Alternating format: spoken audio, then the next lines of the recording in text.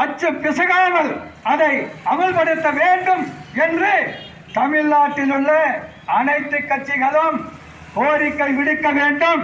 தமிழ்நாட்டு முதலமைச்சர் அனைத்து கட்சி கூட்டத்தை கூட்டி இங்கே மக்கள் மன்றத்திலே இந்திய ஐக்கிய கம்யூனிஸ்ட் கட்சி வைக்கிற அந்த கோரிக்கையை தமிழ்நாடு முதலமைச்சர் நிறைவேற்றி ஒன்றிய அரசுக்கு அனுப்ப வேண்டும்.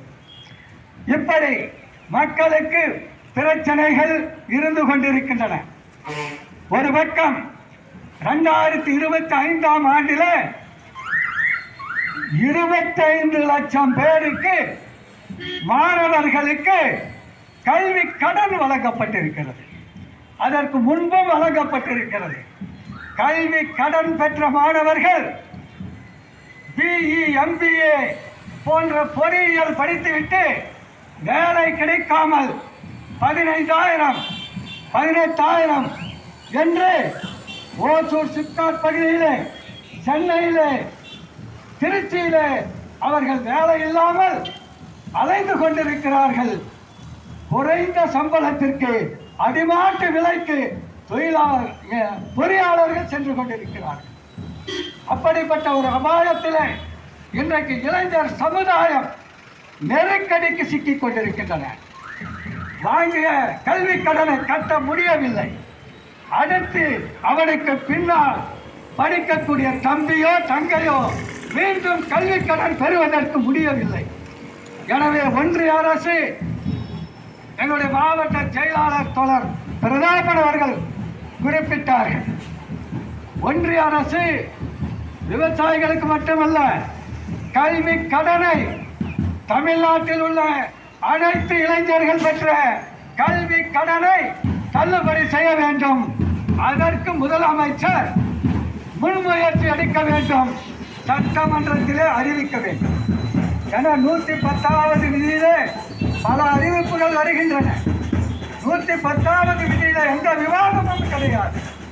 எனவே தமிழக முதல்வர் 110வது விதியின் கீழ் தமிழ்நாட்டில் கல்வி கடன் பெற்ற அனைத்து இளைஞர்களுடைய கல்வி கடனையும் ரத்து செய்ய வேண்டும் என்ற கோரிக்கையை இந்த மக்கள் மன்றத்தின் மூலமாக இந்திய ஐக்கிய கம்யூனிஸ்ட் கட்சி முன்வைக்கிறது.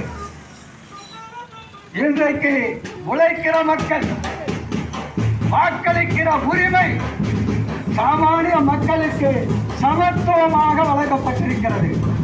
அவன் IAS அதிகாரியாக இருந்தாலும், சட்டமன்ற உறுப்பினராக இருந்தாலும், பிரதமராக இருந்தாலும் எல்லாருக்கும் வாக்குரிமை சமத்துவமாக வழங்கப்பட்டிருக்கிறது. அதே அடிப்படையில் பென்ஷன் பெறும் உரிமையை அடிப்படை உரிமையாக்கி ஒவ்வொரு குடிமகனுக்கும் மாதம் ரூபாய் 10,000 வழங்க வேண்டும். சமூக பாதுகாப்பு கொடுக்க வேண்டும். ஏனென்றால் இன்றைக்கு வயதானவர்கள் பாதுகாப்பின்மையால் இருக்கின்றார்கள்.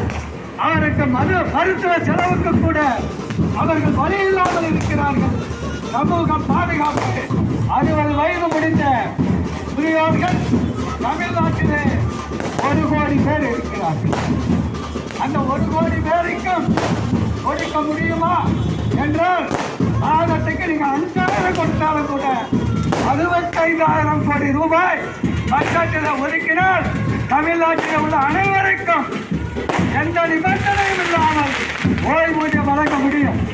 இன்றைக்கு சட்டமன்ற உறுப்பினர்கள், பாராளுமன்ற உறுப்பினர்கள் 35,000 ரூபாய் பென்ஷன் பெற்றுக் கொண்டிருக்கிறார்கள். ஒரு முறை MLA MP ஆக வந்தால் பல தலைமுறைக்கு சொத்து சேர்த்துக் கொள்ளுகிறார்கள். அப்படிப்பட்டவர்களுக்கு இந்த அரசாங்கம் ஓய்வூதியம் 35,000 ரூபாய் வழங்கிக் கொண்டிருக்கிறது. எனவேதான் இந்திய ஐக்கிய கம்யூனிஸ்ட் கட்சி மக்கள் கோரிக்கைகளை முன்வைத்து வருகின்ற ஆகஸ்ட் 11ஆம் தேதி அன்று தமிழ்நாடு முழுவதும் போராட்டத்தை நாங்கள் நடத்த இருக்கிறோம். தமிழக முதல்வர் அவர்களே, நீங்கள் இனி வாக்குறுதிகள் கொடுத்து தப்ப முடியாது. நீங்கள் மட்டுமல்ல, எந்த முதலமைச்சரும் மக்களுக்கு போலியான வாக்குகளை கொடுத்து இனி தமிழ்நாட்டு மக்கள் அனுமதிக்க மாட்டார்கள். போலியான வாக்குகளை எதிர்த்து போராடி நீங்கள் என்ன வாக்குறுதிகள் கொடுத்தீர்களோ அதை நிறைவேற்ற வேண்டும். அப்படி இல்லை என்று சொன்னால் மக்கள் எழுச்சி உங்களுடைய ஆட்சிக்கு ஆட்டம் காண வைக்கும். மாமேத ஏங்கல்ஸ் அவர்கள் குறிப்பிட்டார்கள், உழைப்பது மட்டும் மனிதனுடைய வேலை அல்ல, உழைப்பின் பலன்களை பெறுவதற்காக போராடுவதும் மனிதனே என்று மாமேத ஏங்கல்ஸ் அவர்கள் குறிப்பிட்டார்கள்.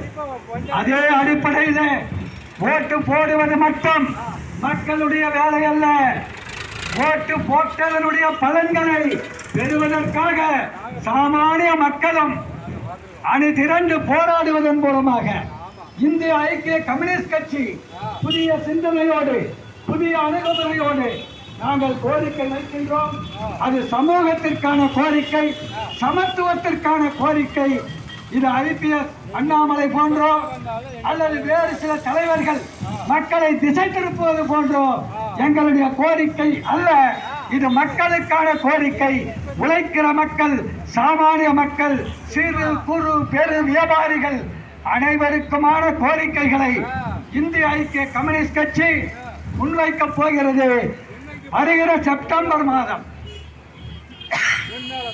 8, 9 ஆகிய தேதிகளில் மதுரையிலே இந்திய ஐக்கிய கம்யூனிஸ்ட் கட்சி மாநில மாநாடு நடத்தி பல்வேறு கோரிக்கைகளை மத்திய மாநில அரசுகளுக்கு வைத்து மக்கள் உரிமைகளை பாதுகாப்போம், மக்களுக்காக போராடுவோம் என்பதை தெரிவித்துக் கொண்டு வாய்ப்புக்கு நன்றி கூறி விடைபெறுகிறேன்.